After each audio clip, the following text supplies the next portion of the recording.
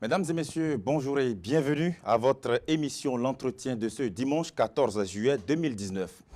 Dans son message à la nation, le 20 mai 2019, le président de la République, Patrice Talon, déclarait, je cite, « Conscient que nul ne devra manquer au chantier de construction de notre pays, j'inviterai très prochainement toute la classe politique pour des échanges directs, francs et constructifs au profit de notre bien commun, le Bénin. » Fin de citation. Et près de 2 mois après cette annonce, en direct à la télévision et à la face du monde entier, le chef de l'État a convoqué les partis politiques ayant précédemment déposé des dossiers de déclaration administrative ou de mise en conformité au ministère de l'Intérieur et de la Sécurité publique. Ceci pour une réunion de concertation prévue pour demain, lundi 15 juillet 2019, selon le communiqué rendu public par le directeur du cabinet civil du chef de l'État. Les partis politiques concernés vont-ils répondre effectivement présents à cette invitation du président de la République? À cette question, rien n'est moins sûr. Mais qu'ils vous souviennent que récemment, dans le processus ayant conduit aux dernières législatives, certaines formations politiques ont boycotté l'invitation du président de la République dans des moments délicats de l'histoire politique de notre pays. Une situation qui n'a pas manqué d'avoir des conséquences sur la vie sociopolitique de la nation. Alors, quel devrait être le comportement des partis politiques invités cette fois-ci par le président de la République? Et ceci pour une paix durable. C'est la grande question au cœur de l'entretien de ce dimanche. Et pour la décortiquer, je reçois pour vous sur ce plateau Eladje Yacoub Malekhossou. Bonjour. Oui, bonjour, monsieur le journaliste. Alors, Eladje Yacoub Malekhossou, pour ceux qui ne vous connaissent pas, une petite fiche de présentation. Vous avez été un homme politique très actif ici au Bénin. Cela a d'ailleurs permis à ce que vous puissiez bénéficier de la confiance de plusieurs électeurs qui vous ont envoyé à l'Assemblée nationale. Mais il y a de cela quelques années, vous vous êtes personnellement retiré de la scène politique et vous êtes devenu dès lors une personnalité religieuse. Vous investissez beaucoup dans le social et d'ailleurs vous avez créé une fondation qui porte votre nom, la Fondation Malekhossou, dont vous êtes actuellement le président. Merci d'être venu répondre en direct à nos questions. Merci beaucoup. Alors, avec vous, nous allons donc pendant 1h30 passer en revue toute l'actualité nationale ce dimanche en compagnie donc de nos téléspectateurs qui nous suivent en direct sur les antennes de E-Télé, mais également en compagnie de nos auditeurs qui nous écoutent aussi sur les radios partenaires, à savoir les radios du groupe de presse Le Matinal, Océan FM et Urban FM, sans oublier aussi notre quotidien partenaire, Le Matinal. Alors, honorable Yacoub Malekhossou, les écureuils, après leur brillante prestation à la Coupe d'Afrique des Nations qui s'est tenue, ou qui se tient d'ailleurs en Égypte, sont de retour hier. Vous avez certainement assisté à toute la cérémonie qui a eu lieu, peut-être à la télévision ou pas d'autres médias sociaux. Quel regard portez-vous sur l'accueil qui leur a été réservé? Vous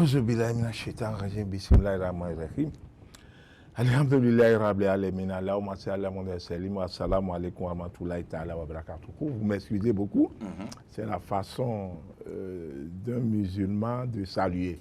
D'accord. Je remercie tous ceux qui sont en train de nous suivre en ce moment. Je leur remercie. Et je leur présente toutes mes excuses. Ce n'est pas une honte pour moi d'expliquer aux gens que je n'ai aucun niveau. Je dis aucun niveau. J'ai fait que 3 mois en classe du CM2. J'ai laissé les études. Ce n'est pas manque de moyens. Mon âge était tellement avancé. Et un lundi, mon papa m'a conduit au tribunal d'Aboumé pour descendre. Parce qu'en ce moment-là, si ton âge dépasse 12 ans, tu ne peux plus aller aux examens. Et c'est de là que mon directeur, paix à son âme, je parle de M. Ruinaton, qui a demandé à mon papa de me faire dispense d'âge. Et c'est de là qu'on est parti au tribunal.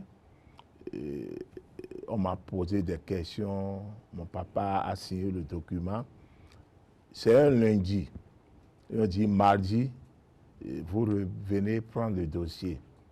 Et c'est cette nuit-là que mon papa est décédé. Par crise cardiaque, il est parti comme ça. Le mardi, bon, personne ne peut plus se rappeler que j'ai un dossier au tribunal. Moi-même, j'étais très jeune, j'ai oublié. Et c'est comme ça que les temps ont passé, que je suis obligé de me stopper parce que j'ai dit, mais même si je continue, j'étais toujours parmi les 5 premiers pour aller au CM2, j'ai fait partie des 5 premiers quand même. Mais je dis, mais si je continue, qu'est-ce que ça va devenir? C'est de là que volontairement, j'ai laissé l'école moderne au profit de l'école coranique. Donc, mon français est un peu gênant, ils n'ont qu'à m'excuser.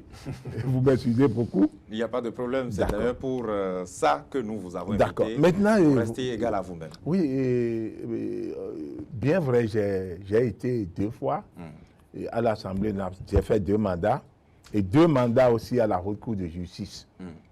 C'est un plaisir pour moi parce qu'un illettré comme moi, rester parmi les intellectuels à la Haute Cour de justice, les grands juges, les hauts juges, vraiment ce n'est pas facile. Mais j'ai fait le premier mandat, à ma grande surprise, j'ai été reconduit. Tout ça là, c'est l'œuvre de Dieu. Mais j'ai laissé la politique, pas la politique en tant que telle. J'ai décidé de ne plus me présenter à une élection parce que ma fondation existait depuis les années 2010. Donc, je dis, mais avec ça, les gens ne vont pas me comprendre. Tu as une fondation et tu es le président et en même temps, tu es membre d'un parti. Tu sièges à l'Assemblée.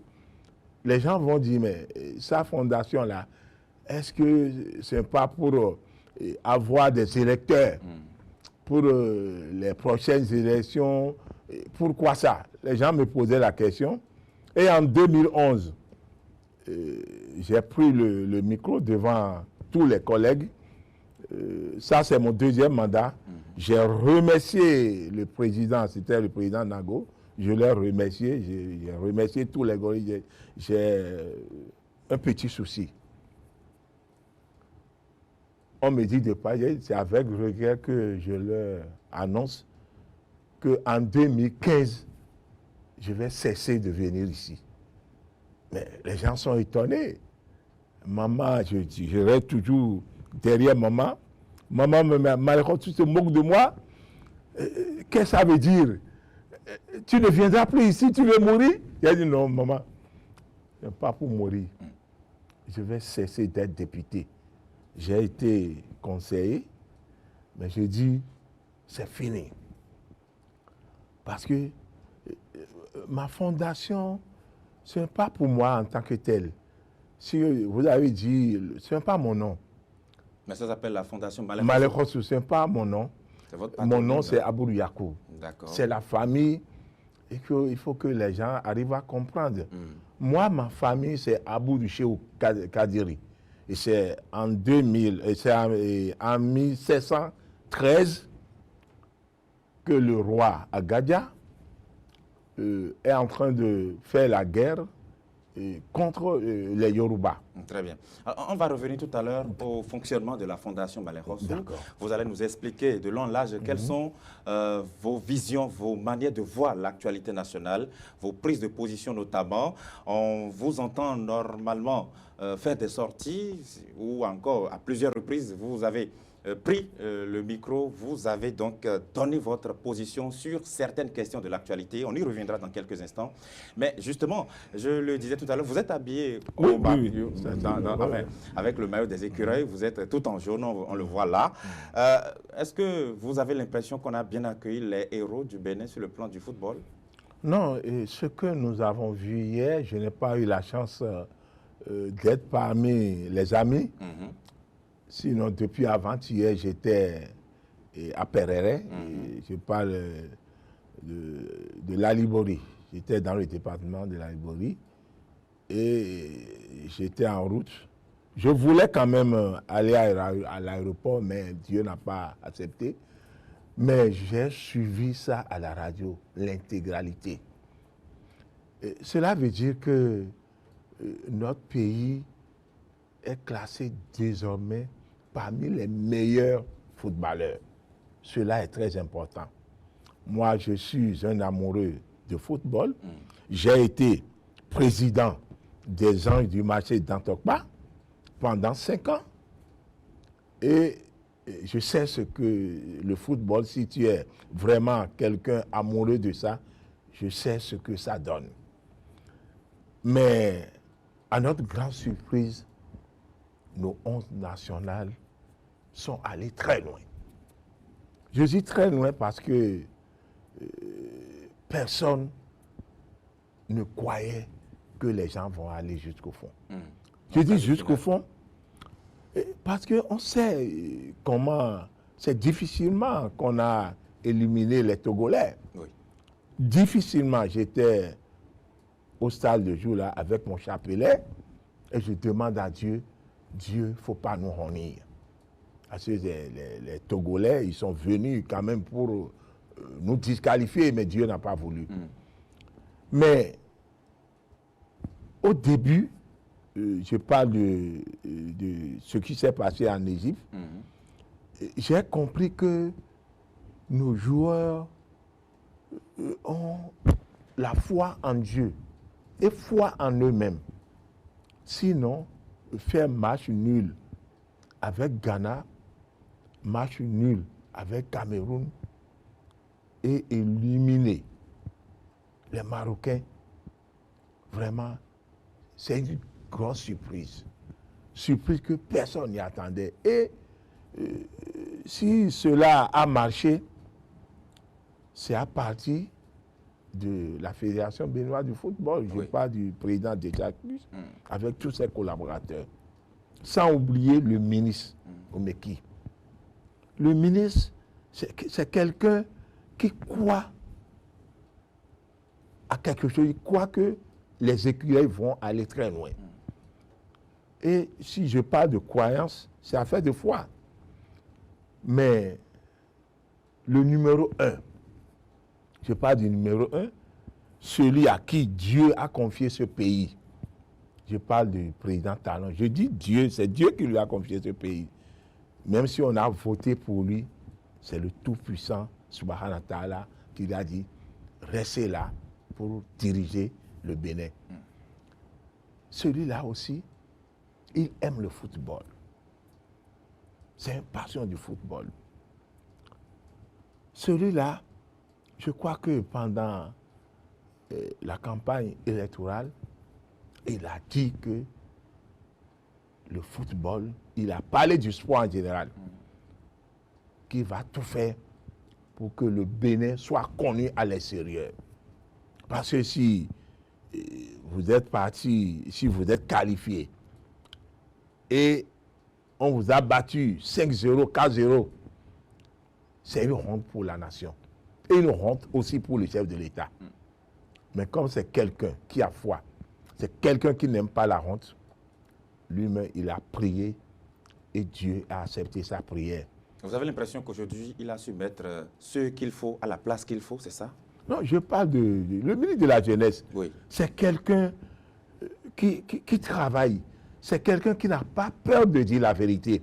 Parce que si tu es un boxeur, quelqu'un qui travaille bien, et que si tes collaborateurs font mal, et tu n'as pas le courage de leur dire ce que tu fais là, ce n'est pas bon, les erreurs vont se multiplier. Et c'est ce que j'ai compris de notre frère Omeki, que je le remercie beaucoup, je le félicite. C'est quelqu'un qui mérite de gérer ce ministère. Il y a beaucoup de ministères, oui, mais pour le ministère, culture, c'est un tourisme, jeune. C'est un jeune. Et je suis ami des artistes. Si on va dans le domaine des artistes, les artistes ne peuvent pas me dire le contraire. Il est en train de les gérer aussi. Donc, tout ce que je demande, que Dieu le renforce par la foi en lui-même et foi en Dieu. Donc c'est quelqu'un qui mérite félicitations. En d'autres termes, vous confirmez les propos du chef de l'État qui, en voulant féliciter les joueurs, disait que c'est la preuve que le travail rigoureux paye toujours. Est-ce qu'effectivement, on a cette fois-ci fait montre d'un travail très acharné et rigoureux? Ah oui, j'ai parlé du ministère, c'est la rigueur. C'est la, et le chef de l'État, c'est lui, c'est la rigueur.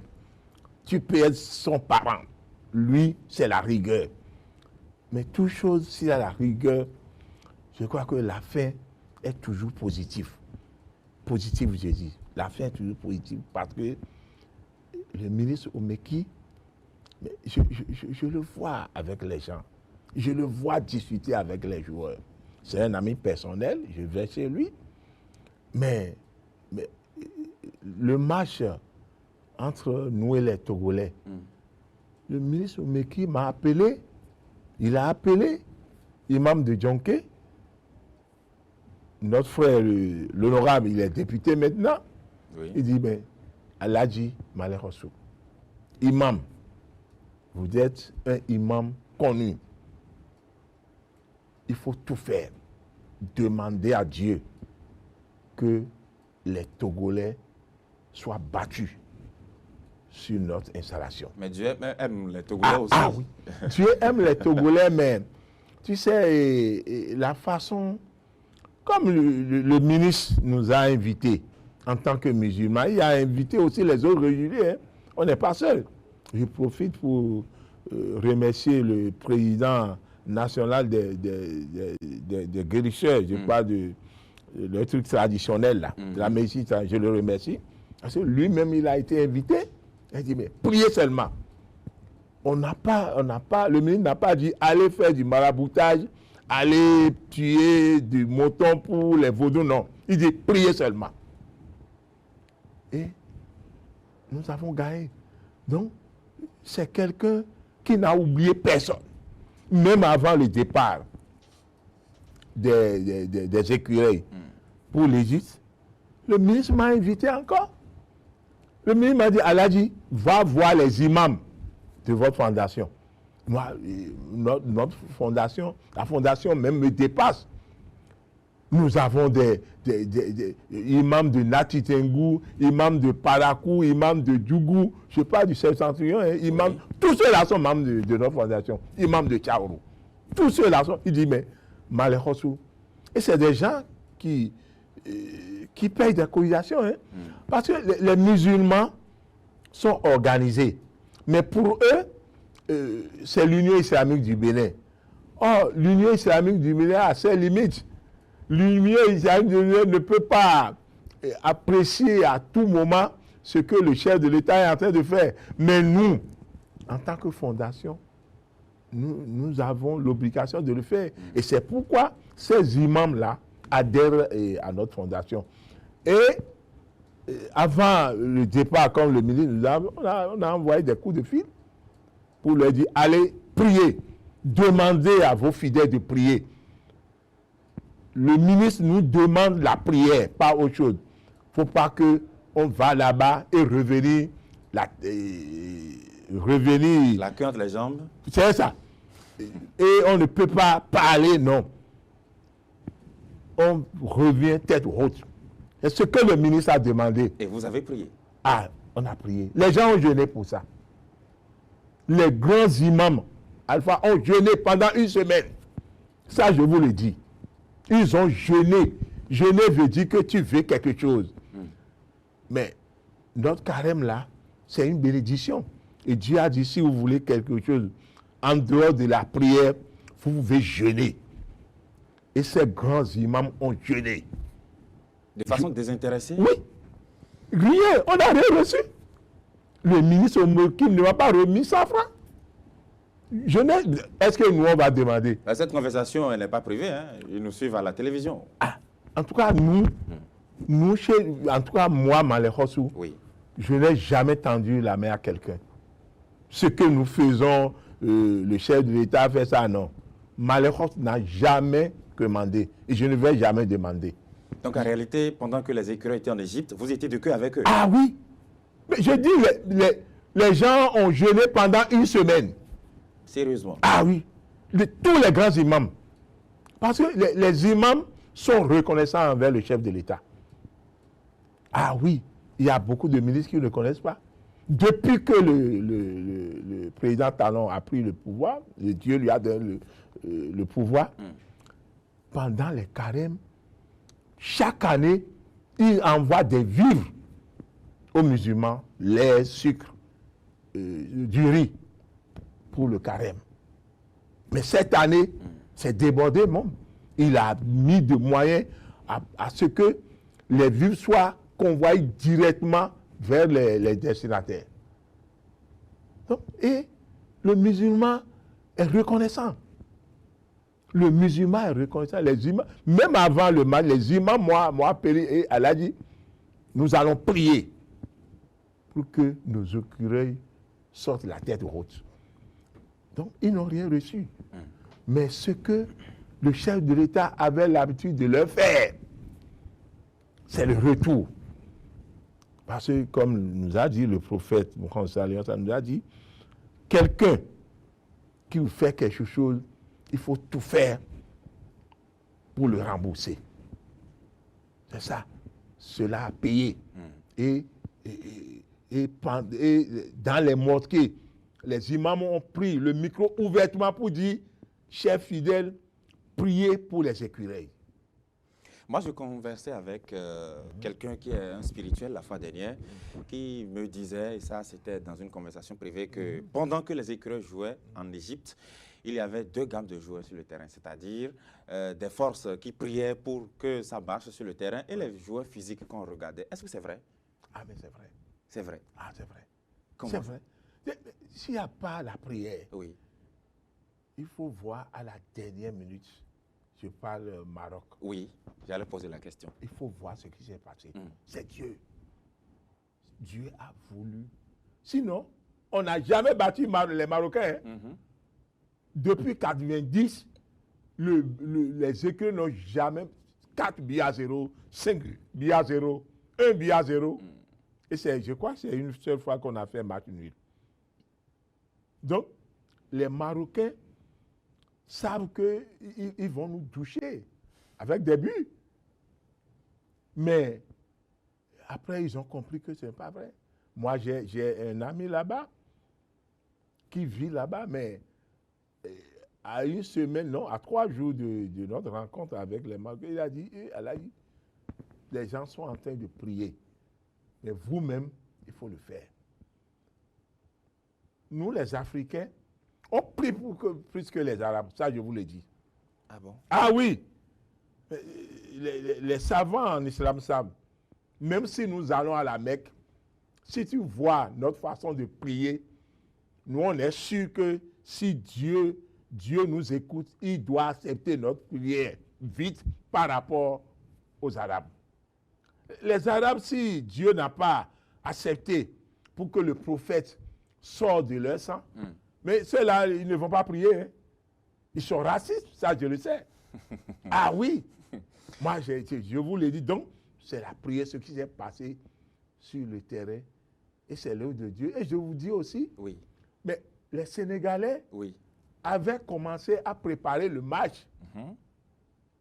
Et nos joueurs, leurs noms sont distribués dans toutes les mosquées pour que ceux-là ne fassent rien. Mais notre défenseur, oui.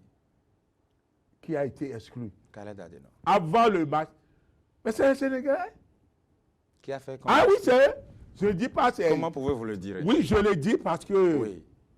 Nous avons des gens ici, des Sénégalais ici. Ils vous l'ont confirmé, c'est ça? Ils m'ont dit que Allah dit, le match là, c'est nous. Votre gardien sera exclu. Ou bien votre défenseur. Ou bien le match là, c'est nous. Non, mais ce que vous dites est assez sérieux. Mais c'est vrai, ça, grave. je vous le dis. Mais si tu sais que la bouche là, oui. La bouche là, Dieu dit qu'il est proche de nous plus que nos cheveux. Il vous l'a dit avant le match contre le Sénégal? Oui, il m'a dit que. Et pourquoi vous n'avez rien fait? Pourquoi vous n'avez rien fait pour que nous puissions être à la hauteur du défi alors? Oui, nous on a fait ce qu'on peut. Mais tu sais, Dieu est jaloux. Dieu est jaloux. Comment ça? Oui, Dieu n'aime pas qu'on associe d'autres choses à sa place. Mais tu n'as pas vu sur les réseaux sociaux? Oui, oui, oui. Les gens sont en train de tuer des cabris. Les gens sont en train de taper les trucs là, de cailloux sur les bois là. Oui. Pour dire, Sénégal, vous allez mourir. Non, ce n'est pas bon. Dieu n'aime pas ça. Même si vous faites la prière et vous avez l'habitude d'associer d'autres choses, non, ce n'est pas. Tu choisis. Tu fais le gris-gris ou bien tu fais la prière. Tu fais le gris-gris, il ne faut jamais associer. C'est ce que les gens ne connaissent pas. Tu fais le gris-gris ou bien tu adores Dieu. Mais si tu fais le gris-gris, même les gris-grisseurs là, ceux qui font, ils appellent le nom de Dieu. Ce que nous voyons là, dans leur cœur, ce n'est pas ça. Hein. C'est Dieu. C'est Dieu, il parle de Dieu, fais-moi ça. Et l'huile rouge qu'on est en train de verser sur les trucs, tu crois que non, ce n'est pas ça. Il parle de Dieu dans leur cœur. Mais c'est toi qui es devant eux, tu vas croire que c'est ça, non? C'est Dieu. Donc, El Hadji Yacoub Malekhossou, si on vous suit bien, les écureuils ont réussi à la CAN grâce à leur talent, certes. Ah oui, ils ont joué. Mais aussi grâce aux différents... Oui, je parle pas des musulmans seuls. Non, non. Beaucoup de religieux ont prié pour eux. Mais ce que moi, je connais, c'est ça que je suis en train de dire. Le ministre, il est là. Il faut lui dire, est-ce qu'il n'a pas invité l'imam Aboubakar, Ousmane, imam central de Djonké et Malekhossou. Dis-lui, on n'a pas demandé de l'argent. Et le président de la fédération même m'a appelé pour me dire, Malekhossou, il faut voir vos imams. Il faut voir vos imams. Après, je parle après le ministre, il a dit qu'il m'a appelé. Et nous, on n'a pas demandé de l'argent. Nous n'avons... Dieu, le Coran là, ça n'a pas de prix. Si tu trouves un musulman pour dire, bon, je vais te lire le Coran, donne 100 000, 1 milliard, non. C'est interdit, ça n'a pas de prix. Donc cela veut dire que la prière n'a pas de prix. Il faut prier. Mais si tu prends de l'argent, mais Dieu est mécontent de toi. Au moment où le ministre nous a appelé, si on a dit, bon, le ministre, donnez-nous 1 million, donnez-nous 500 000. Sinon, on va nous battre. Il va courir pour nous donner de sa poche. Même le président de la... Il va nous donner de l'argent. Mais comme ça, la prière, c'est fini. Ça ne va pas marcher. Ah, ça ne peut pas marcher. C'est parce que le nom de Dieu ne se vend pas. Moi, je causais avec un spirituel toujours la fois dernière qui disait que l'élimination du Maroc a été causée l'élimination du Sénégal, le Sénégal qui a éliminé le Bénin, que ça avait été causé aussi par des forces béninoises. Est-ce que c'est vrai? Est-ce qu'au sein de ces différentes c'est ça que je suis en train de dire. Est-ce que des Béninois ont aussi combattu l'équipe nationale par d'autres prières? Non, non. Ça, c'est à Singapour, là. Moi, je n'ai pas dit ça. Bon, les gens... C'est que ce qu'on a vu, là, l'huile rouge, eux on dit, Sénégal, tu es mort. Vous n'irez nulle part. Dieu n'aime pas ça. C'est la réalité, ce n'est pas ceux qui sont contre la fédération du football. Bon, s'il a un bureau, il a toujours des gens qui ne sont pas avec eux. Mais ceux-là ne peuvent pas faire ça. Ça, je te le dis. Aucun Béninois ne peut demander une mauvaise prière pour les écureuils. Non, du tout. Mais ceux qui, les féticheurs là, qui ont fait ça, ils ont fait ça peut-être pour effrayer les adversaires. Moi, mon fils est en Amérique. Il m'a envoyé la vidéo pour dire, mais Allah, qu'est-ce que vous êtes en train de faire? Vous appelez Dieu, ce n'est pas nous. Donc, ce n'est pas ceux qui sont contre le président de la fédération, ce n'est pas ceux qui sont contre le gouvernement, non. Tout le monde est resté ensemble. Mais ceux qui ont fait ça là, qui ont fait du gris là, c'est qu'ils ont fait ça. Peut-être de bonne foi. De bonne foi, oui. Pour eux, c'est de bonne foi. Mais ça a amélioré nos chances. Dieu n'a pas aimé. Ils ont fait ça. Et que, voilà, ici, les Béninois, si l'écureuil arrive à éliminer les Sénégalais, mais la maison des féticheurs là seront remplies. Ça, je te le dis. Honorable Yacoub Malekhossou, hier, le ministre Oswald Romeki disait que Après cette prouesse des écureuils à la CAN, la prochaine ambition, c'est de pouvoir se qualifier pour la Coupe du Monde. Mais également, il y a une autre CAN en 2021, dans 2 ans. On devra y aller et certainement aussi avoir d'autres ambitions plus grandes, peut-être aller en finale, rapporter le trophée. À quelles conditions pouvons-nous justement atteindre ces objectifs? Non, je crois que c'est très simple. C'est très simple, c'est affaire de volonté. Si nos enfants ont la volonté d'aller de l'avant, ils vont aller. Mais il faut qu'on pense dès maintenant à rénover l'équipe. Parce qu'il y a beaucoup qui sont âgés. Hein. Oui. Il y a l'âge aussi. À partir de maintenant, il faut faire des recherches. Nos joueurs qui sont ici, nous avons des talents. Hein. Nous avons des talents. Alagbé, mais il est resté ici, non? Vous avez vu ce qu'il a fait. Il a émerveillé tout le monde. Maintenant, moi je demande très respectueusement au président de la fédération de former une commission. Une commission composée des anciens joueurs. Et ceux-là, ils doivent assister à des matchs de championnat. Sélectionner, récupérer les jeunes. Je dis, c'est une commission, c'est un comité qui va sillonner toutes nos grandes villes. Par exemple, ce n'est pas de déplacer les gens ici pour Parakou. À Parakou, il y aura un comité là-bas. À Djougou, il y aura un comité. Au centre, à Boycon, il y aura un comité. Et c'est ces comités-là, ils ont l'obligation d'assister à tous les matchs de championnat. Et à chaque match, ils vont noter les meilleurs joueurs. Ça, c'est une proposition personnelle. Je vais le rencontrer pour lui. Ça. Ils vont noter les jeunes qui ont la volonté, les jeunes qui sont en train d'émerveiller. Ceux-là, on va les prendre et ça commence. On va les prendre au sérieux. Et on va leur interdire. Ce n'est pas en jouant, tu sais jouer, les filles vont commencer à les appeler sur les WhatsApp. Ah, je veux te voir. Non, ils n'ont qu'à fuir les femmes. C'est ça que gardent nos joueurs. J'ai été président d'un club pendant 5 ans. Je parle les ans du marché d'Antokpa. Oui. J'ai dirigé l'équipe pendant 5 ans. Et vous savez de quoi vous parlez? On a un grand match contre l'ORTB. Oui. Mais on a eu la coupe quand même. Le joueur à qui moi j'ai confiance, la nuit, j'ai interné tout le monde. Mais la nuit, il a escaladé les murs pour aller se coucher chez une femme. Et c'est quelqu'un dans la maison qui m'a appelé et dit, ah, Malekosou, joueur de Poro Kwetiegbe. C'est mes deux émiacons. Malekosou, tu as un de tes joueurs dans ma maison. Et vous avez la femme, elle vend au marché d'Antokpa, hein. Elle vient encore aujourd'hui. Hein. Parce que c'est les femmes qui cotisent de l'argent. En plus, nous-mêmes. Paix à son âme. Elle a dit à Adéchoka Karamatou. C'est elle la présidente d'honneur. Moi, je suis le président. Mais ça fait dépenser. Hein. Ah, moi, j'ai dépensé dans le football. Ça, je te le dis.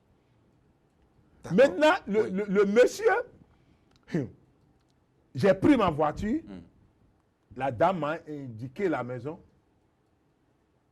La chambre, j'ai un peu peur. Je suis obligé de prendre un policier de Tantokpa. On m'a accompagné vers 2h du matin. On a tapé la porte. La femme dit, c'est qui? On dit que c'est la police. Il est sorti avec son type. J'ai dit, mais tu peux nous faire ça? Toi, chaque fois, tu viens chez moi prendre de l'argent et je compte sur toi. Et on a un grand match contre l'ORTB et c'est coupe. C'est une coupe. Et tu vas me faire ça. J'ai failli pleurer. Mais qu'est-ce qu'il a fait? Il dit, ah là, vraiment, ça fait au moins 2 semaines. Je n'ai pas couché avec une femme. Une femme, ça bon. Fait. Mais c'est grave. Un joueur qui veut évoluer ne peut pas dire qu'il va coucher chaque fois avec sa femme. Je parle de femme, hein. Or, celle qu'il a hébergée n'est pas sa femme. Je te dis, le jour là, mais les femmes ont failli piquer Christ sur le stade. Il n'a rien fait. On a trouvé de pénalty. Bon, heureusement, on a eu la coupe. Donc, c'est un exemple que je vous donne. Donc, je demande aux joueurs. Oui. Ils sont arrivés maintenant. Les femmes vont les déranger beaucoup. Il n'a rien dedans. Il n'a rien dedans. Ça, je le dis. Excusez-moi. Tu fais l'amour avec une femme. La femme sent, elle se sent bon. Toi-même, tu sens bon. Mais si tu quittes, c'est fini. C'est un plaisir de 10 minutes. Et à cause de ça, tu vas gâter ton avenir. Vraiment, je demande aux joueurs d'être patients. Vous êtes mariés. C'est les femmes qui vont vous faire la cour. Mais il ne faut pas accepter. C'est pour gâter votre avenir. Nous voulons les gens comme Eto'o. Nous voulons les gens comme Drogba, les gens comme ça. Nous voulons les Béninois comme ça. Très bien. Mais je connais nos joueurs. C'est les femmes qui les gâtent. Ils n'ont qu'à faire beaucoup attention. Et on va espérer que ces joueurs-là écoutent vos messages et que justement, dans les années à venir, nous puissions constater l'évolution de l'équipe nationale vers encore le sommet plus loin. Vous avez parlé du ministre Omeki. Oui. Oui. Il dit, j'ai suivi. Il dit qu'on ira au mondial. C'est vrai. Il faut demander. Dieu dit, demandez ce que vous voulez, je vais vous le donner. Dieu a dit ça. Donc il a demandé et tout le monde doit l'accompagner pour demander aussi. D'accord. Alors, El Hadji Yacoub Alekhassou, je propose qu'on évolue dans cette émission et je l'ai dit dans l'introduction, le chef de l'État a donc matérialisé sa volonté de pouvoir échanger avec la classe politique. Il a dit le 20 mai dernier, à l'occasion d'un message adressé à la nation béninoise, et il a maintenant matérialisé cela à travers une invitation qui est adressée aux partis politiques qui ont voulu avoir le certificat de conformité sans pouvoir y parvenir. Et c'est pour demain, 15 juillet, au palais de la République. Est-ce que vous avez l'impression que Patrice Talon, ce faisant, est un homme de parole?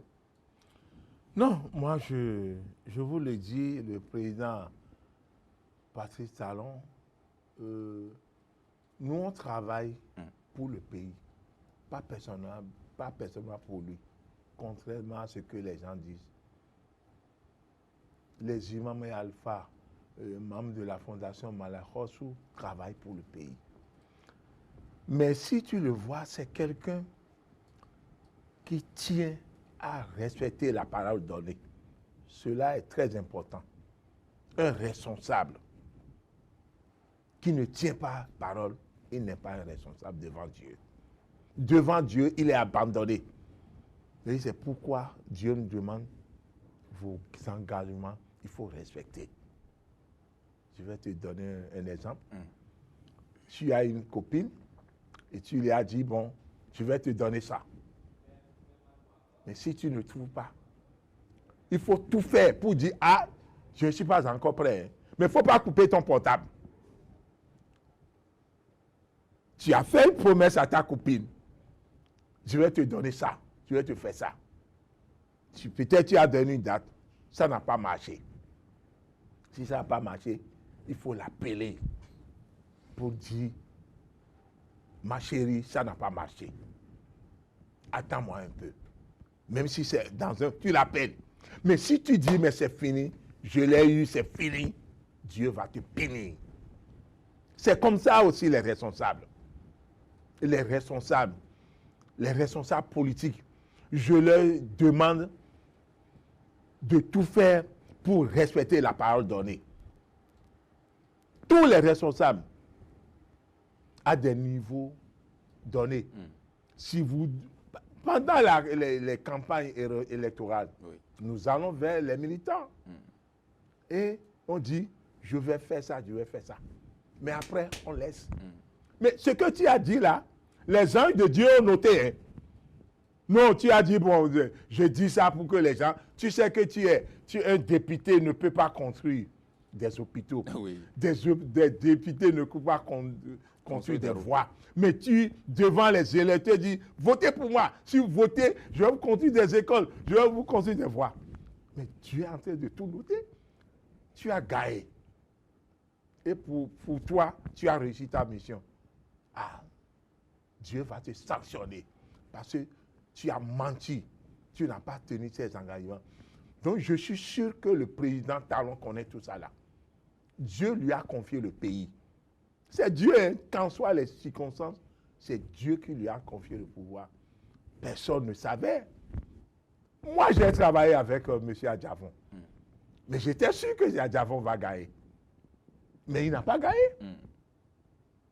Donc, cela veut dire que c'est Dieu qui donne le pouvoir et il donne à qui il veut. Mais si Dieu te donne le pouvoir, il faut savoir gérer. Si tu gères mal, tu vas rendre compte à Dieu. Ah oui, ça c'est important. Et lorsqu'on dit, je vais échanger avec vous pour que nous puissions trouver un terrain d'entente pour une paix durable, et qu'on ne fait pas que dire, mais qu'on envoie maintenant des invitations, c'est qu'on respecte sa parole, c'est ça? Non, le président Talon, il a voulu quand même parler avec les gens. Oui. Il avait soulevé ça, tu as dit la date maintenant. C'était le 20 mai. Mais il a voulu mettre cela en application. Donc, cela veut dire qu'il veut respecter la parole donnée. C'est important déjà. Ce qu'il va dire, il faut que cela soit de son cœur, bon cœur. Il ne faut pas qu'il appelle les gens pour les flatter. Excusez-moi le mot. Il ne faut pas qu'il appelle les gens ce qu'il ne peut pas faire. Il ne faut pas qu'il dise je vais le faire. Mais lorsque vous l'avez vu gérer le pays pendant 3 ans, est-ce que vous avez l'impression qu'il promet vraiment des choses irréalisables? Ah, mais moi, je le soutiens parce que j'ai beaucoup d'exemples. Le chef de l'État n'aime pas flatter. C'est un rappel seulement. C'est un rappel que je suis en train de faire. Il n'aime pas flatter. Tu vas voir, si les gens viennent, ce qu'il va faire, il va le dire. Mais ce qu'il ne peut pas, il dit non. Mais c'est à vous maintenant de dire, ah, mais si j'étais à sa place, est-ce que je peux le faire? Je te donne un exemple. Oui. Un député qui a sorti 50 millions, au moins 50 millions, parce que moi, j'ai été député 2 fois, 2 mandats, mais je sais ce que je dépense pour les campagnes. Un député qui a sorti de l'argent pour battre campagne, il est à l'Assemblée et on dit que l'élection là, que ça doit être refaire. Mon frère, que les élections là seront annulées. Ceux-là qui ont dépensé, ils vont repartir sur le terrain, battre encore campagne. Non, non, non, chers Béninois, je vous parle, regardez-moi. Ce que vous voulez dire, ce que vous ne pouvez pas faire, il ne faut pas dire à l'autre de le faire. Le président Vlavonou, c'est Dieu, moi, c'est quelqu'un, je suis resté avec, c'est quelqu'un qui parle de Dieu. Même s'il n'est pas croyant, il parle de Dieu. Et je crois en lui. Celui-là n'a jamais rêvé de devenir un jour président de l'Assemblée nationale. Dieu l'a mis là, avec les honneurs. Dieu a son rang. Les députés sont installés avec les honneurs, Dieu a leur rang. Et tout à coup, vous décidez de les suspendre. Qu'ils ne sont plus députés. Non, ce n'est pas faisable. Ce n'est pas faisable. Je crois que le président Talon, il peut accepter, hein? Je ne sais pas. Parce que ça fait partie des doléances. Des préalables d'une certaine partie de l'opposition. Je crois que c'est ça la seule qui gêne. Sinon, tous les autres, amnistie, tout ça là, c'est possible. Le président Talon est un homme de Dieu. Et il croit en Dieu. Et il sait que c'est Dieu qui l'a mis là. Même si la population n'arrive pas quand même à lui faire quelque chose pour qu'il sache qu'il a mal fait, mais Dieu est là. Dieu voit tout ce qu'il fait. Alors Dieu qui l'a mis là dit, c'est moi qui t'ai donné le pouvoir et je vais te guider. Donc c'est pourquoi nous on prie pour les présidents, surtout la Fatia. Guide-moi sur un chemin droit. Il ne faut pas nous guider sur le chemin de ceux qui ont encouru ta colère. Bismillahirrahmanirrahim, Maliki Amedine, Iyakana Boulou, Iyakana Seydina, Sirata Mosekima, Sirata Linaliam Tarim Gema. Donc, c'est le cœur de la Fatia. Oui. Donc, le président Talon, il sait qu'il ne peut pas tromper le peuple. Ce qu'il ne peut pas faire, il ne peut pas dire qu'il va le faire. Donc, les gens ont demandé beaucoup de choses. C'est leur droit de demander. Le chef de l'État aussi va voir ce qu'il peut faire pour que tout le monde se retrouve. C'est l'important, ça. Est-ce que d'abord, lorsqu'on les a invités pour demain, 15 juillet, est-ce qu'ils devraient y aller? Ah, ils doivent aller. Mais ils doivent aller. Si ceux-là, s'ils refusent d'aller, cela veut dire qu'ils ne sont plus avec que le Dieu, qu'ils sont devenus ennemis de Dieu. Hein. Ah bon? Oui? Comment ça? Le Coran a été clair. Oui. Surat Insad, et verset 59. Dieu a dit dans le Coran, nous, on bouge des fois avec le Coran. Oui. Dieu a été clair. Dieu dit, ça c'est le, vous m'excusez beaucoup. C'est sûr que vous allez vous retrouver tout à l'heure. Oui, tout de suite, tout de suite. Pour pouvoir donc nous livrer cette partie qui vous intéresse si oui, tant. C'est important. Puisse... Ça, le Dieu dit, oh les croyants, obéissez à Allah et obéissez aux messagers et à ceux d'entre vous qui détiennent le commandement. Puis, si vous vous disputez en quoi que ce soit, renvoyez-le à Allah et aux messagers.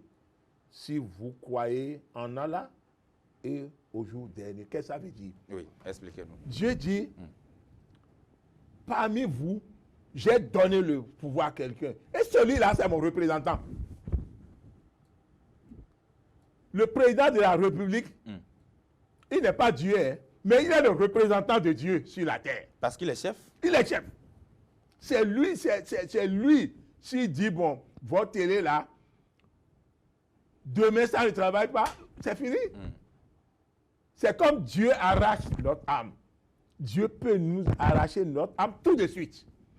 Et on est parti. C'est comme ça les chefs de l'État. Donc, Dieu dit, obéissez à ceux d'entre vous à qui j'ai donné le pouvoir.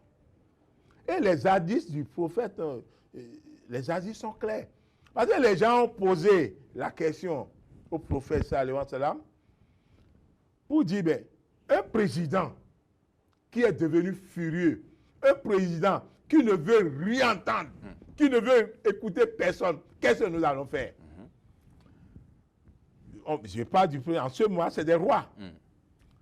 Le prophète sallallahu alayhi wa sallam leur a dit, parce que le prophète, si tu lui poses une question, si c'est un peu flou, il dit, bon, allez, le lendemain, je vais vous donner la réponse.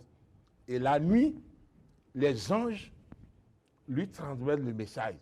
Ceux qui t'ont posé la question, là, c'est les réponses là que tu vas leur dire. Et le prophète leur a dit, bon, oui, vous avez raison. Celui-là est en train de vous tuer, il est en train de faire du mal à vos enfants. Mais ce n'est pas à cause de ça que vous allez se soulever contre lui. Le prophète, ça leur dit, vous ne pouvez pas se soulever contre lui. Cherchez tous les moyens.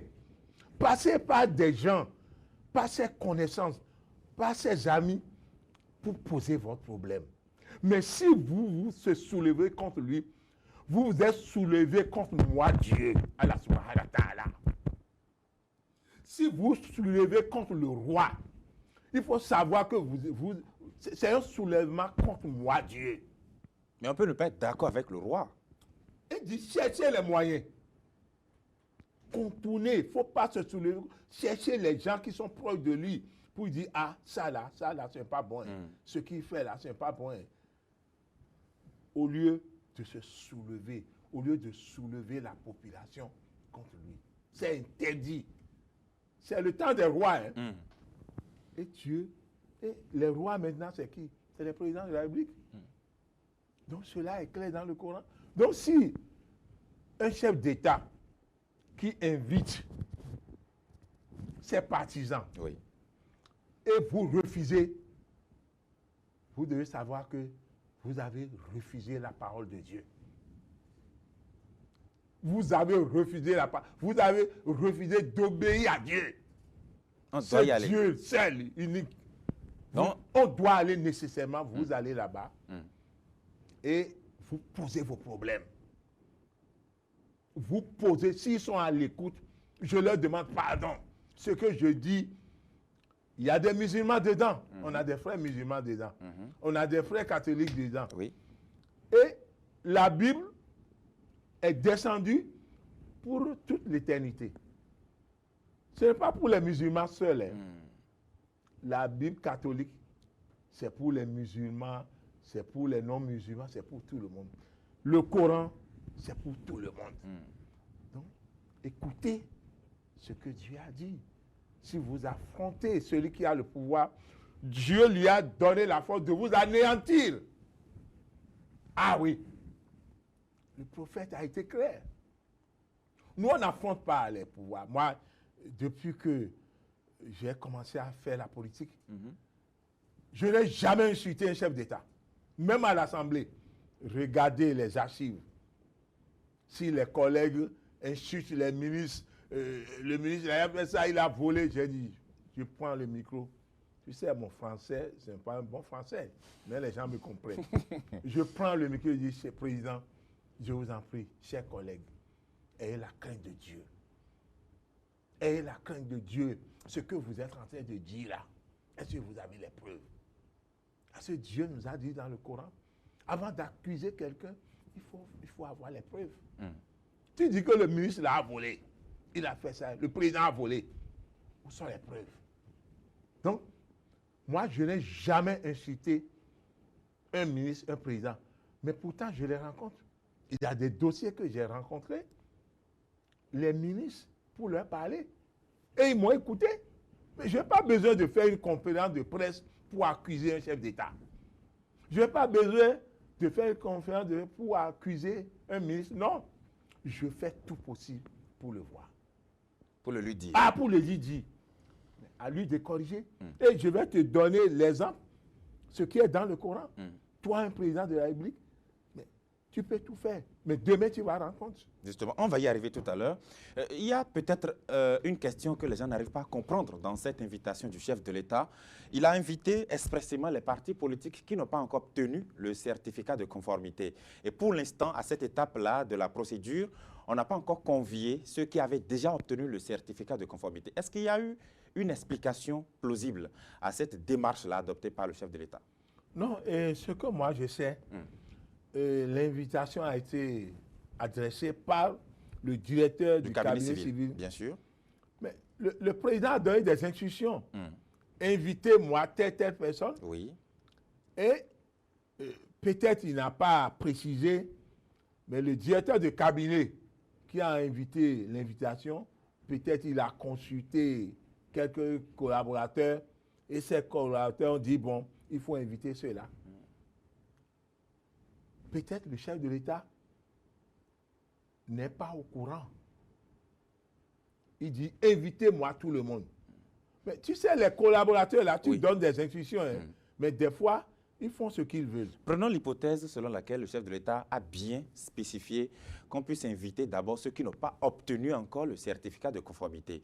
Qu'est-ce qui pourrait être l'objet d'une telle rencontre entre le chef de l'État et ceux qui n'ont pas encore obtenu le certificat? Parce que, rappelons-le, ils n'ont pas pu obtenir ce certificat au ministère de l'Intérieur et donc, du coup, ils n'ont pas eu la possibilité de voir valider leur dossier à la Sénat et ils sont frustrés. Le chef de l'État avait parlé même de frustration légitime. Alors, qu'est-ce qui pourrait donc se dire à cette rencontre-là? Non, je crois que peut-être je ne suis pas rentré dans le cœur du chef de l'État. Oui. Peut-être c'est pour apaiser les autres. Les apaiser d'abord et après une rencontre générale avec tous ceux qui sont oubliés. Mais ceux qui sont invités maintenant là, ils n'ont qu'à partir. Il ne faut pas dire tel parti n'est pas dedans, moi je ne vais pas. Non. C'est comme Dieu veut te donner la richesse. Et tu dis que non, un ami journaliste, Dieu veut vous donner la richesse. Et tu dis, mais celui-là, Dieu, il est là avant moi. Il faut lui donner la richesse avant moi.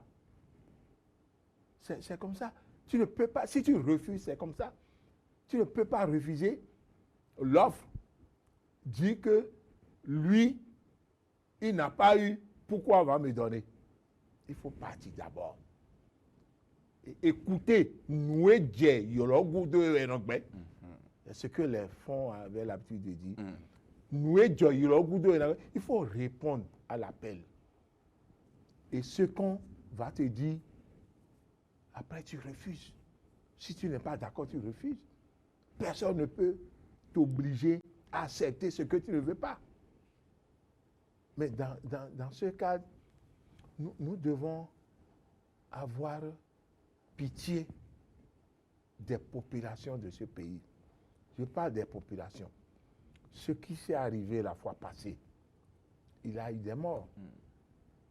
Mais c'est des innocents. Et c'est nous les responsables politiques. C'est nous qui avons créé ça. Ça, je te le dis. C'est nous. C'est nous qui avons dit sortez pour aller marcher. Mais ils n'ont pas dit aux gens d'aller brûler, d'aller casser. Mais il y a des gens qui ne sont jamais, qu'on ne peut pas contrôler. Et c'est ceux-là qui arrivent à commettre du désordre. Et on dit que c'est tel projet, tel politicien. Yahi, le président Yahi, ne peut jamais dire aux gens d'aller incendier la direction, le parc de Bayol. Jamais. Il connaît Bayol. Je sais qu'il le connaît. Il ne peut. Donc les gens ont profité d'une situation pour semer du désordre. Donc nous, les politiciens, nous devons quand même écouter, accepter d'écouter ce que le premier responsable va dire. S'il n'acceptait pas, quelles sont les conséquences? S'il n'accepte pas, mais qu'est-ce que le chef de l'État va faire? Il y a le clergé qui est en train de faire un travail. Le clergé a déjà rencontré plusieurs groupes de partis. Oui. Donc, nous allons leur demander de continuer, de ne pas dire que le chef de l'État a voulu les rencontrer, ils ont refusé. Non, ils n'ont qu'à continuer à convaincre les autres, ceux qui ne veulent pas partir. Le clergé doit les convaincre. On va revenir tout à l'heure au clergé. Mais si les partis politiques qui ont été conviés pour demain, par exemple, à raison de 2 représentants par formation politique, ne se présentaient pas pour une raison ou pour une autre, est-ce que ça peut impacter négativement la paix? Ah oui, c'est vrai. C'est ce que je suis en train de dire. C'est la réponse que je te dis en disant que le clergé n'a qu'à les rencontrer, les sensibiliser. Mais puisque c'est déjà demain. Bon, c'est déjà demain lundi. Nous les membres de la fondation, nous avons demandé à les rencontrer, mais ils nous ont dit après. Moi, personnellement, j'ai appelé mon frère Azanaï pour dire que les imams et alpha, membres de la fondation Malek Khosrou, voudraient vous rencontrer. Bon, nous, on nous prend déjà comme partisans du pouvoir en place. Du pouvoir en place. Mais tous ces policiers savent que moi, j'ai toujours soutenu celui qui a le pouvoir. Je suis en train de suivre ce qui est dans le Dieu, ce qui est dans la Bible, le Coran. Donc, nous avons tenté ça, on n'a pas réussi. Donc, le clergé, je crois que si on se rappelle de ce que, paix à son âme, Monseigneur Dessouza avait fait, je crois que le clergé qui est là, je parle de Monseigneur Humbedi, il peut faire quelque chose. Si ses collaborateurs sont en train de nous suivre, ils n'ont qu'à tout faire pour demander à nos frères là d'accepter de rencontrer le chef de l'État. Très bien. Alors, rapidement, pour préciser, c'est Monseigneur Mbedi qui est l'archevêque de Cotonou, Oui. et le président de la conférence épiscopale du Bénin, c'est Monseigneur Victor Agbanou, qui est l'évêque de Lokossa. Ah, oui, voilà. Très bien. Oui, Alors, oui. le 25 février dernier, le chef de l'État avait convoqué les partis politiques de l'opposition qui étaient en difficulté. Oui, oui. Avant les élections. Avant les élections. Oui. Alors que le dernier délai pour le dépôt des dossiers était le 26 février. Le chef de l'État disait devant les partis politiques de l'opposition, si j'étais à votre place, je ferais tout pour participer aux prochaines élections. Et à la suite, on a vu que les partis politiques de l'opposition n'ont pas pu vraiment participer au scrutin pour des raisons diverses. Mais à cette même rencontre, toute l'opposition n'était pas présente.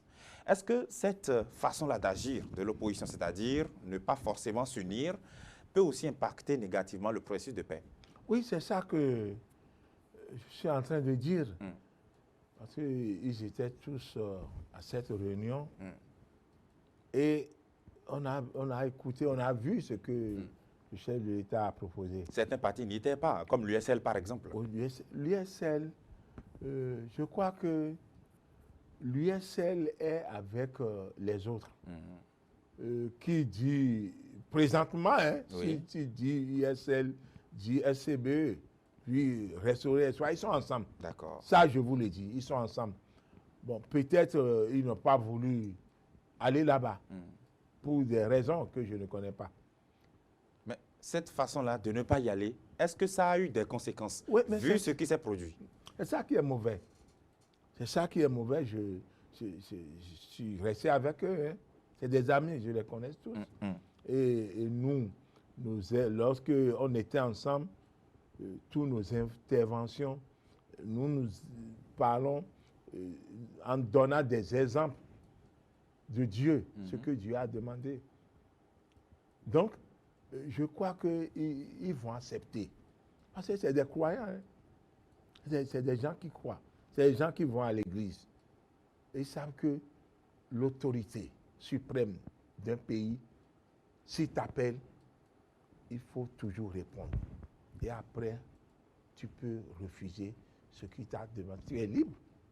Tu es libre. On parle des opposants. Moi, je ne dis pas opposants, c'est les amis de l'autre camp. Oui, c'est les amis de l'autre camp. Opposants, ils vont s'opposer à ce que le pays se développe. Non, il ne peut pas. Il ne peut pas avoir même ces idées. Parce qu'ils ont des parents, même ceux qui sont à l'intérieur, ils ont des parents ici. Mais c'est la façon. C'est la façon de faire.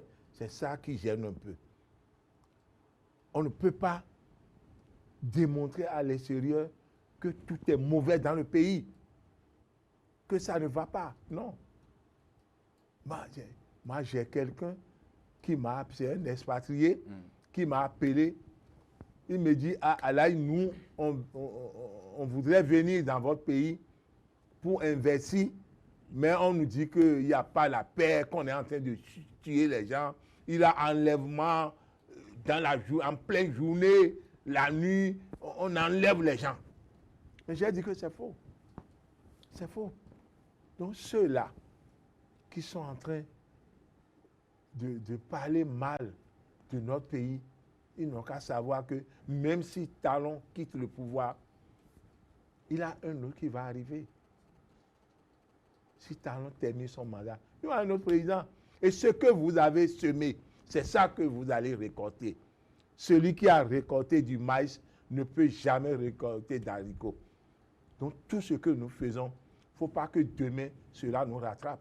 On est en train de saboter le pays à l'extérieur. Et demain, si vous prenez le pouvoir, qu'est-ce que vous allez dire? Qu'est-ce que vous allez faire en ce moment? Donc je leur demande pardon. Pardon, d'avoir la crainte de Dieu, d'avoir pitié des Béninoises et Béninois qui vivent ici. Donc ce n'est pas la fin du monde. Tout ce que le président Talon est en train de faire, on ne peut pas dire que tout est bon, tout est mauvais. Non. Les opposants, ceux qui sont contre le pouvoir, ils ont le droit de critiquer. Justement. Mais parlant de façon de procéder, façon de faire, ou même de se poser au régime en place, le 6 mars dernier, le président de la République a convoqué toute la classe politique, sans exception, avec bien sûr des partis de la majorité présidentielle, des partis de l'opposition. Tout le monde était convoqué, mais aucun parti de l'opposition ne s'est présenté.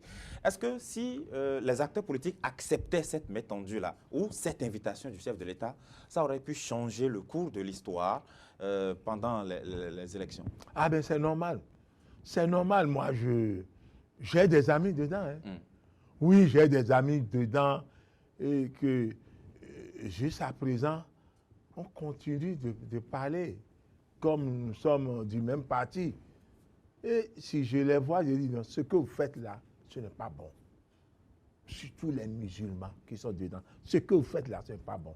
Il faut essayer quand même d'accepter de répondre à une invitation du chef de l'État. Je continue encore. Même hier, j'ai appelé au moins 2 personnes pour leur dire, bon, je vous en prie. Elle dit, ah, Hier encore, vous l'avez fait. Hier. Et on me dit, non, Allah, c'est affaire de groupe. C'est affaire de groupe. Si quelqu'un refuse et toi, tu t'en vas, cela veut dire que tu as trahi le groupe. J'ai dit non. Nous devons rester ensemble pour construire ce pays. Ce n'est pas le président Talon seul qui ne peut rien seul. Hein. Il a besoin de tout le monde. Nous voulons que ceux qui sont exilés reviennent au pays. Mais si vous ne se rapprochez pas du chef de l'État, comment vous pouvez lui poser ce problème? Vous voulez que ceux qui sont à l'extérieur reviennent dans le pays. Et c'est en restant hors du présent, écrire des choses sur WhatsApp, l'insulter. Non, ce n'est pas ça qui va résoudre le problème. Si vous voulez quelque chose, faites tout. Dieu a été clair. Nous ne voulons pas suivre les paroles de Dieu. Hein. C'est pourquoi il y a problème. Dieu nous a donné la voie. Tu veux quelque chose, fais tout possible pour rencontrer celui-là. Mais moi qui suis ici, oui. Mais je vais te dire quelque chose que je n'ai jamais dit à quelqu'un. Je t'ai dit que j'ai travaillé avec Adjavon. Bien sûr. Tout le monde le sait. Pour la présidentielle passée, oui. En 2016. Mais les gens sont étonnés de me voir aujourd'hui avec le président Talon. Je leur dis que non. C'est que si vous êtes hors du pouvoir, comment vous pouvez poser vos problèmes? Vous avez pris celui qui a le pouvoir comme ennemi.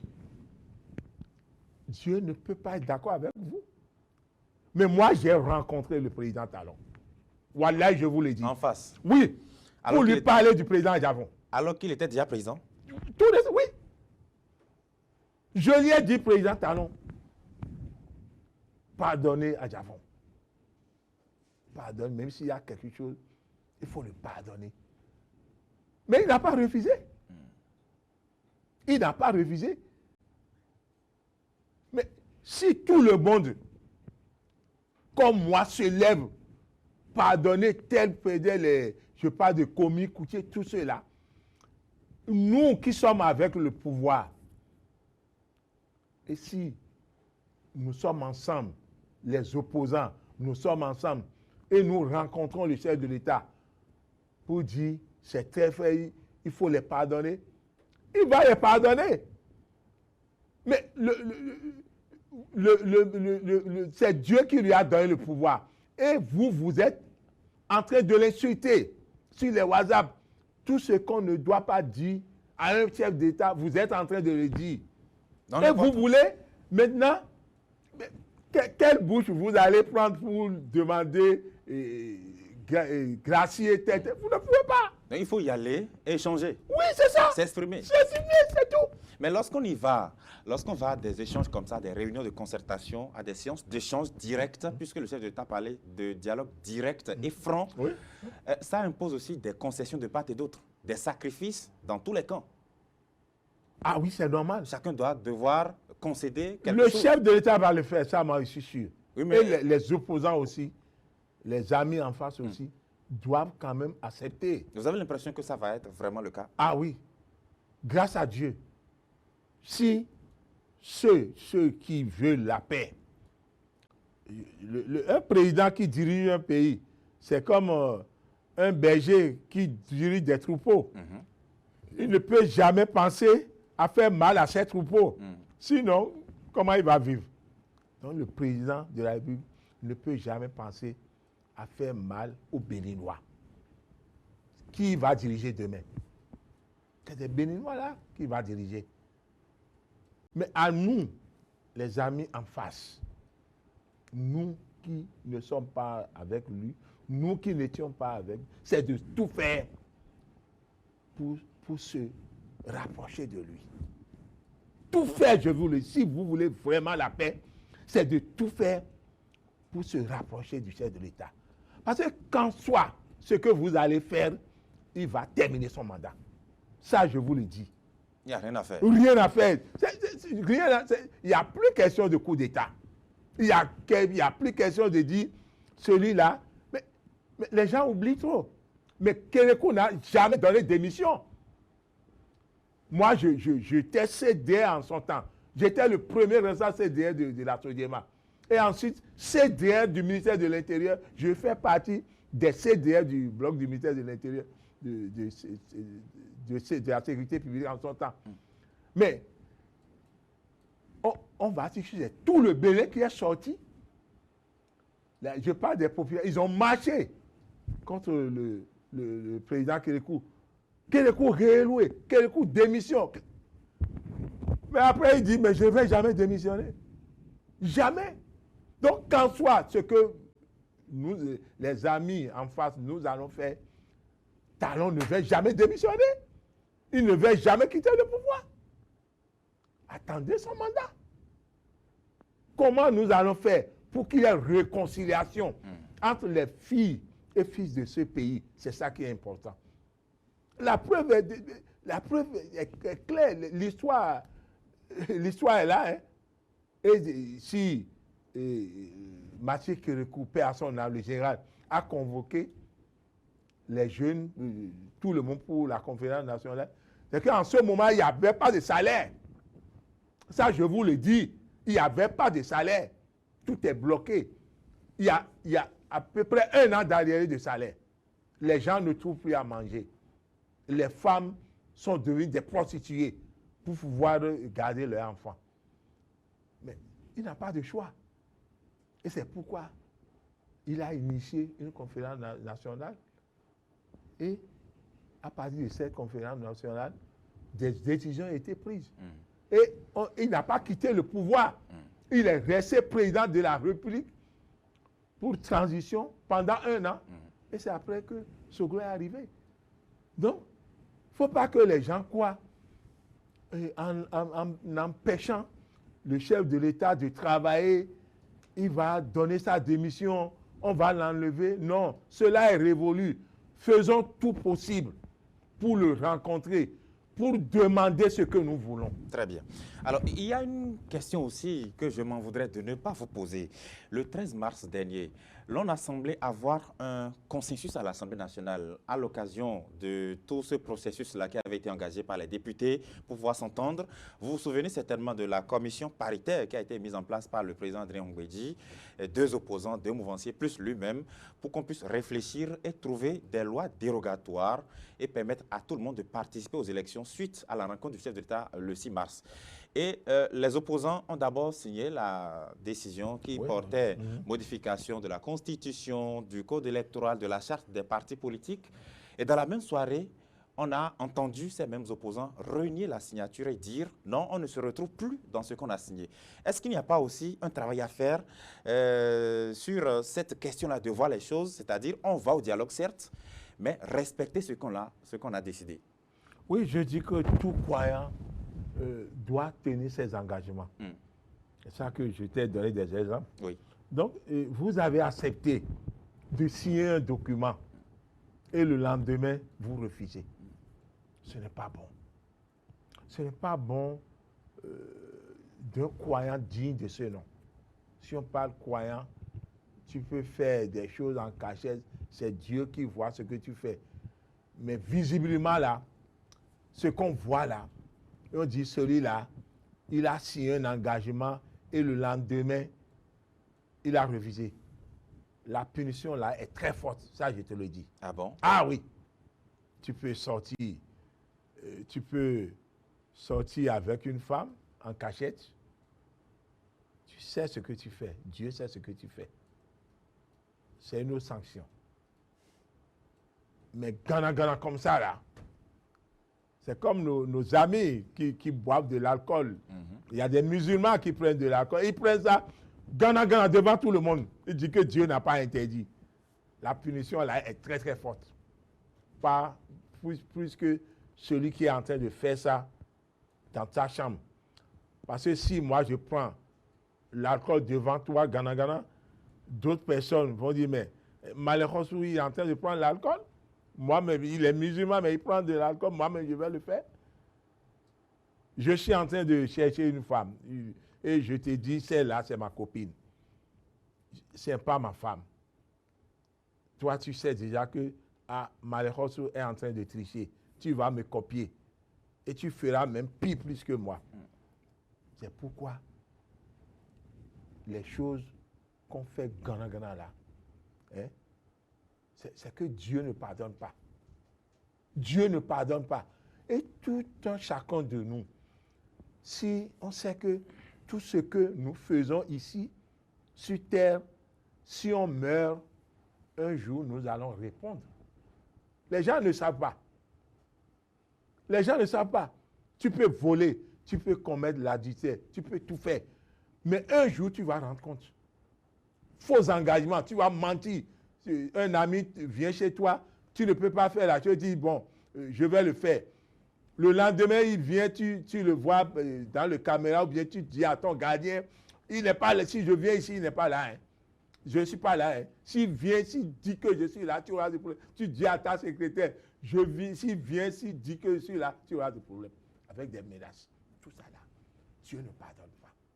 Donc les problèmes que nous, les hommes, nous avons l'habitude, les êtres humains, je vais dire, que nous rencontrons, c'est nous-mêmes. C'est nous-mêmes. Tenir engagement, Dieu ne pardonne pas ça. Faux engagement. Ah, Dieu n'aime pas. Un croyant qui dit je suis croyant et fausse promesse, les sanctions de Dieu, c'est tellement dur. De sorte manière que si nous-mêmes, nous rentrons dans nous-mêmes et on pense que ce que je fais là, Dieu va me punir, c'est quoi? Tu ne le feras pas. Mais malheureusement, on dit, bon,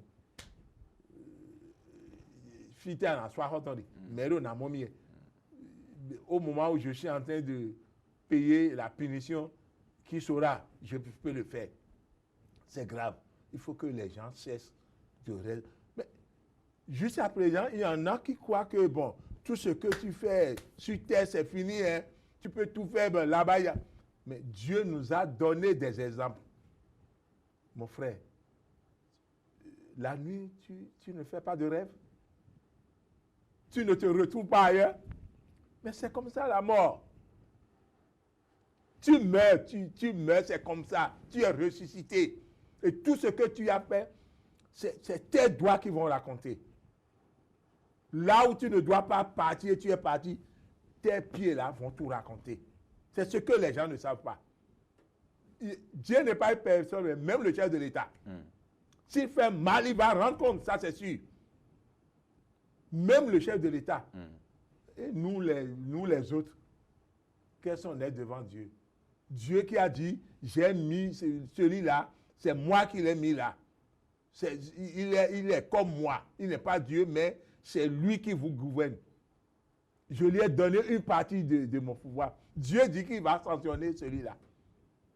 Et à faute, nous, qui n'avons rien, notre sanction là, Dieu ne peut pas. Donc, je demande encore humblement à tous les amis d'en face, à tous les amis qui n'apprécient pas ce que le président Talon est en train de faire, à tous les amis qui n'acceptent pas comment il est en train de diriger le pays, approchez de lui pour lui parler. Acceptez la main tendue pour lui dire ce que vous avez dans votre cœur. On n'a pas besoin de soulever la population. On soulève la population, mais ce qui arrive, on a les exemples. On a les exemples. Et il y a des gens qui sont cachés et pour eux, il faut que les gens sèment du désordre sur la terre. Non, Dieu ne nous a pas envoyés pour semer du désordre sur la terre. Au moment où Dieu a voulu créer Adam, mais les anges de Dieu, y compris diable, c'est eux qui ont fabriqué Adam avec du terre agile. Mais lorsque Dieu a demandé à tous ceux-là d'aller se prosterner à Adam, mais les anges ont fait, sauf le diable qui a refusé. L'égoïste. L'égoïste. Il dit non. Ce que moi j'ai fabriqué avec mes deux mains, non, je ne peux pas, Dieu. Dieu a dit, mais c'est moi. Dieu, c'est moi qui t'a créé. Fais ça. Le diable a refusé. Et c'est pourquoi le diable a été renvoyé. Et il a créé. Il a créé comme parti, il a créé ses partisans sur la terre. Et il a dit à Dieu, Dieu, est-ce que vous pouvez me laisser tous les pouvoirs que vous m'avez donnés? Dieu dit, je te le laisse. Il dit, bon, ça, je vais vous avoir. J'aurai des gens plus que vous. Sur 1000 personnes sur la terre, j'aurai 999. C'est le diable qui a dit ça à Dieu. Donc, tous ceux qui n'aiment pas écouter les paroles de Dieu, ils n'ont qu'à savoir qu'ils sont avec le diable. Et le jour de la résurrection, ils seront payés. Honorable Yacoub Malekhossou, vous êtes donc président de la Fondation Malekhossou et tout à l'heure, vous avez soufflé que même au sein de cette fondation, vous faites des médiations. Vous allez rencontrer des acteurs politiques, vous les sensibilisez, vous leur parlez. À l'instar même du clergé qui a aussi eu l'initiative il y a de cela quelques semaines. Pourquoi a-t-on l'impression que la Fondation Malekhossou est un autre parti politique de la mouvance? Non, ce n'est pas un parti. Du tout, du tout. Nous n'avons rien avec les partis. C'est une ONG. C'est une ONG, fondation. C'est que si on dit, nous, bon, les gens disent que nous ne sommes pas un parti, mais nous sommes en train de suivre ce qui est dans le Coran. Dieu a dit, obéissez à ceux d'entre vous à qui j'ai donné le pouvoir. Obéissez à celui-là. Donc, nous, on a le devoir de soutenir celui qui est au pouvoir. J'en ai fait pour les autres présidents, mais je dois faire pour le président Talon aussi. Demain, si un chef de l'État vient, c'est comme ça que nous allons faire. Nous prions pour les frères. Parce que Dieu a dit dans le Coran, priez aussi à ceux qui vous gouvernent. Nous, je dis que l'Union islamique c'est le responsable de tous les musulmans. Nous, on est membres de l'Union islamique. Mais ce que nous faisons, si c'est l'Union islamique qui est en train de faire ça, on va dire que l'Union islamique est pour le gouvernement. Oui. Mais nous, on peut dire que nous sommes pour le gouvernement. Nous n'avons pas peur. Alors vous êtes une ONG. Nous sommes une ONG. Et moi qui suis ici maintenant, si j'ai laissé d'être député, c'est que je suis le président de la fondation. Oui. Si je ne suis pas président de la fondation, je peux aller encore à l'Assemblée nationale. Mais si, en tant que président de l'Assemblée nationale, et tu es encore membre d'un parti, moi je ne suis plus membre d'un parti. Hein.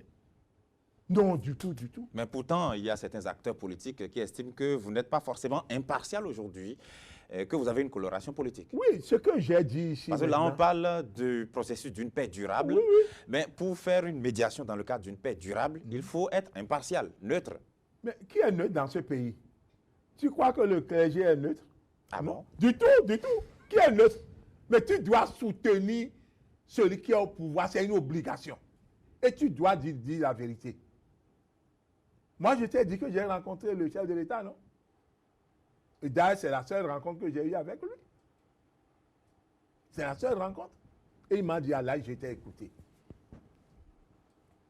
je t'ai écouté, on va se pardonner.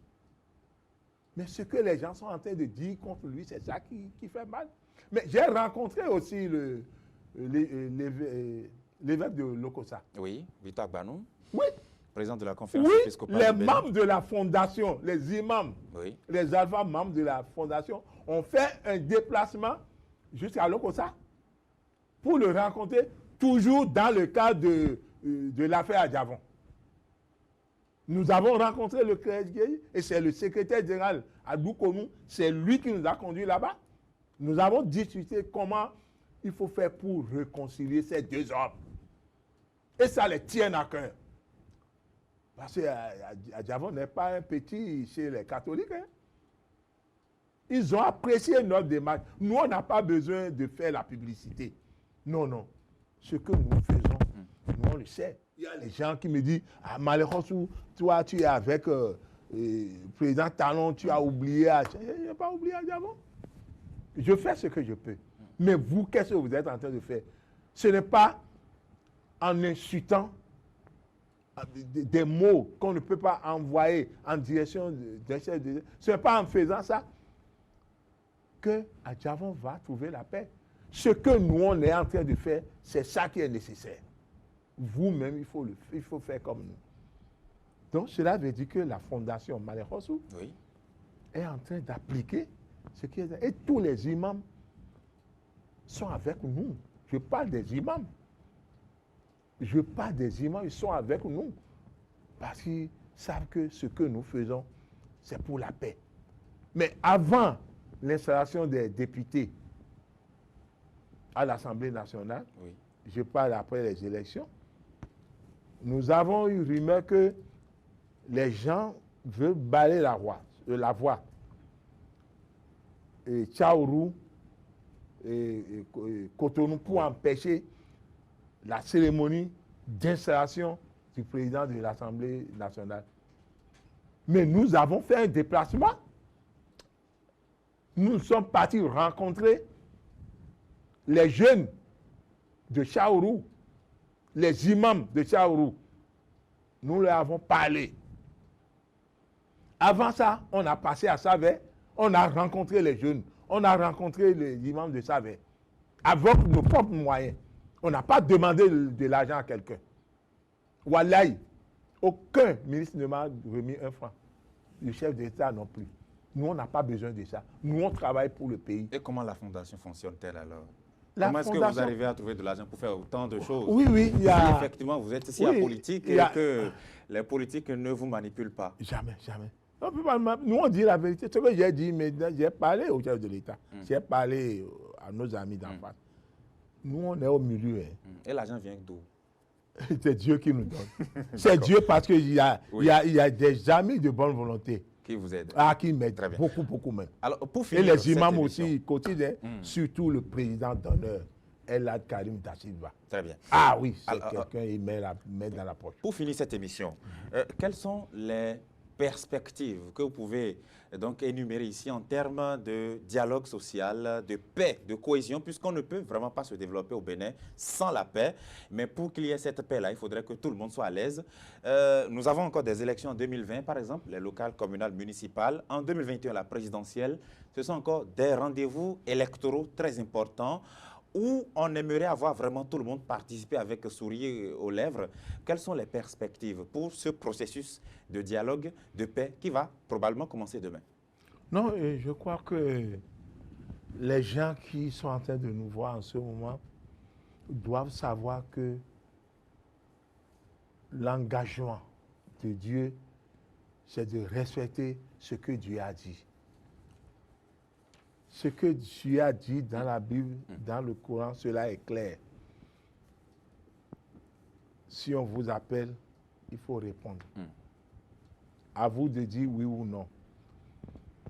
Les élections, on a 2 élections qui vont aller, mais le chef de l'État a déjà demandé aux députés de revoir notre code querellé là. Oui. Et le président Vlavonou, le nouveau président de l'Assemblée nationale aussi, a décidé de faire quelque chose. Nous, On a demandé à le rencontrer. Je parle les imams et alpha, membres de la fondation. On demandait à rencontrer le président Vlavonou. Et le mercredi, sur Inch'Allah, il a accepté de nous recevoir. Et ça fait partie de nos doléances. Revoir les articles colorés. C'est pourquoi on veut le rencontrer. Donc, cela veut dire que les élections qui vont arriver, il n'y aura plus de problème. Les articles querellés là, il faut qu'on enlève ça. Soit formulé d'une autre manière pour que tout le monde participe aux élections. Cela est important. Nous-mêmes, on est gênés. On est tellement gênés, on a tout fait pour que tout le monde soit présent pour élire les députés, mais ça n'a pas marché. Ça n'a pas marché et que Dieu est capable de tout. Dieu qui a fait que ça n'a pas marché, ce Dieu est capable de revenir sur sa décision et que cette fois-ci, ça va marcher. Merci infiniment à vous. Eladji Yacoub Malekhossou, avec vous, nous avons donc passé en revue l'actualité nationale, notamment les conditions d'une paix durable au Bénin. Et vous avez donc, de votre position, porté votre regard sur cette actualité. Vous avez situé les responsabilités. Lorsqu'on vous suit bien, chaque acteur politique a vraiment un rôle important à jouer et il faudrait que ceux qui sont convoqués pour cette séance de concertation, selon le communiqué, puissent vraiment répondre à l'invitation du chef de l'État demain lundi. On y reviendra certainement avec d'autres émissions pour voir un peu ce qui va se passer, la suite de tout ça et aussi avec les autres rendez-vous électoraux qui viennent, que nous avons évoqués tout à l'heure. Merci à vous, Eladji Yacoub Malekhossou, d'être venu répondre en direct à nos questions. Je remercie tous nos auditeurs. Voilà. Merci infiniment d'être là. Vous êtes donc ancien président, ancien député à l'Assemblée nationale, actuellement président de la Fondation Malekhossou. Vous êtes une personnalité religieuse et d'ailleurs, il ne faut pas beaucoup se déranger pour le savoir. Vous avez donc axé toutes vos interventions sur les principes divins, principes de Dieu. Merci infiniment d'avoir été là. Je vous souhaite un bon dimanche et je souhaite aussi un bon dimanche à tous les auditeurs, tous les téléspectateurs qui nous ont suivis. Merci d'avoir été là. Bon dimanche à vous et à dimanche prochain avec un nouvel invité pour d'autres sujets d'actualité d'intérêt national. À dimanche prochain.